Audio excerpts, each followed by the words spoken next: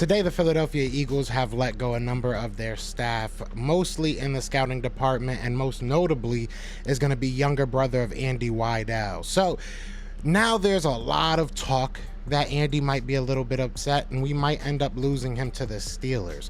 This may be big. The Eagles have been able to bring in a lot of talent under these guys, vision, and it will be interesting to see what happens with Howie Roseman if this is to happen.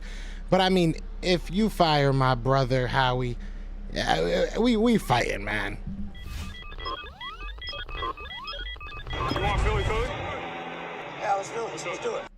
What's going on, you guys? It's your boy Joe Castro, aka Philly Fresco, and it is Philly the podcast. So today I do want to talk about some of these guys and talk about these scouts that were unfortunately let go. Like I said, Casey Whiteout is one of them, along with a couple others, and we'll get into that. But before we do, be sure to hit that like, hit that subscribe, join the family. We are on the road to 4K, and we would love for you guys to join that ride. But without further ado, let's just talk about it. So if Jeff Mosher was the guy that came out with the second wave of firings, Jeff McClain being the first who came out with the Casey Whiteout, Andy Whiteout's brothers firing. So look, that one was obviously a little bit of a shock, him being the director of our scouting department, and then he loses a couple of his area coaches as well, right? You lose Sean Hyland, who was basically our Southwest area scout, and then you also lost another one. I gotta find their name real quick.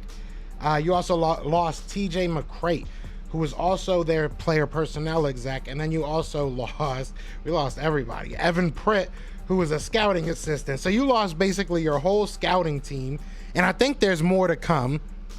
What is really going on? Obviously, the Philadelphia Eagles had kind of back-to-back pretty good drafts. A lot of fans feel good about their last draft. Obviously, this draft feels good. We see what we have. We see the trades that we made with those draft picks, and we feel good about the players we were able to get back. But is Howie Roseman out here acting like it's all on him? Is Howie Roseman acting like he's Michael Jordan taking that last shot when he was sick? I said this yesterday, and people were telling me that I was being over, dramatic, or I was being negative and blah, blah, blah.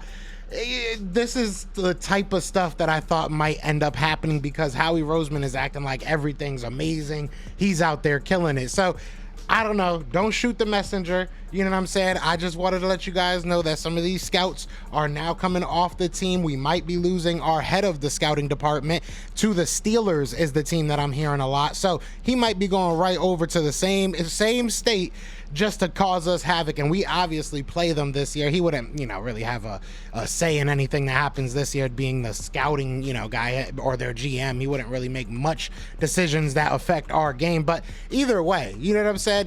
In 4 years, when we have to play the guys that he drafted next year, I'm not going to be looking forward to it if this is how it ends.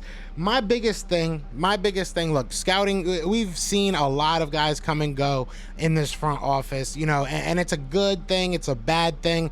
It really depends on how you look at it. But with Andy Reid, I felt like a lot of guys left because they were getting great opportunities.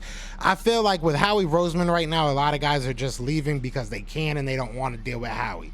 I could be maybe totally reading this wrong. But it's starting to feel like all that stuff that we read, we remember the Athletics article about the inside of Howie Roseman and how, he was getting into arguments with players, with coaches, with this guy, with that guy. We've heard Jeffrey Lurie, getting a little bit too involved in some areas. So it starts to make you think, are these guys back to their old tricks? They had a good draft. They had a good offseason. They had a surprising season when it comes to how competitive they were, being able to make the playoffs.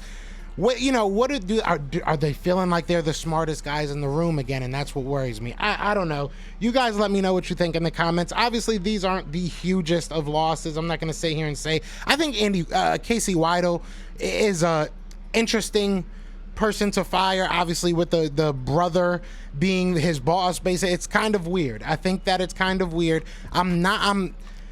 I think losing Andy Weidl would be big, but I think that we have people in this building that can replace him. We've been able to really grow a lot of good scouts and a lot of guys that have been interchangeable as far as that player personnel goes. So I love the guy, and I'm not trying to sit here and belittle his job, but I think that it's something we can replace. But like I said, you guys let me know in the comments. I want to hear what you guys are thinking. Is this big? Am I just being negative? I know you guys love to. Is that the new word we're using this year? But either way, all 2022, Joe Castro ain't gonna be negative. He gonna be realistic. So other than that, y'all know what it is, man. It is Fly Eagles Fly, and we are out here. Peace.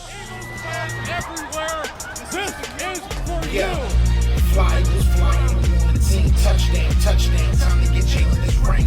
You don't really want to start a thing. This a Bird Gang Nation, baby. It's a Philly thing.